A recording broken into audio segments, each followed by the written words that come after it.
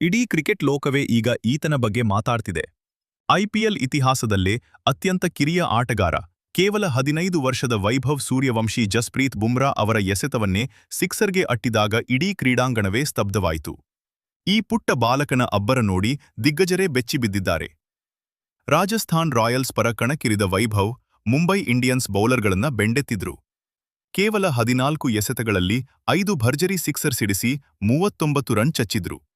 ಬೌಂಡ್ರಿಗಳಿಗಿಂತ ಹೆಚ್ಚಾಗಿ ಸಿಕ್ಸರ್ಗಳಲ್ಲೇ ಮಾತಾಡಿದ ಈತ, ವಯಸ್ಸಿಗೂ ಮೀರಿದ ಪಕ್ವತೆಯನ್ನ ಮೈದಾನದಲ್ಲಿ ತೋರಿಸಿದ್ರು. ಯಶಸ್ವಿ ಜೈಸ್ವಾಲ್ ಜೊತೆಗೂಡಿ ಈತ ನೀಡಿದ ಆರಂಭ ನಿಜಕ್ಕೂ ಅದ್ಭುತವಾಗಿತ್ತು. ಮಳೆಯಿಂದಾಗಿ 11 ಓವರ್ಗಳಿಗೆ ಸೀಮಿತವಾಗಿದ್ದ ಈ ಪಂದ್ಯದಲ್ಲಿ ರಾಜಸ್ಥಾನ್ 150 ರನ್ ಪೇರಿಸಿತ್ತು.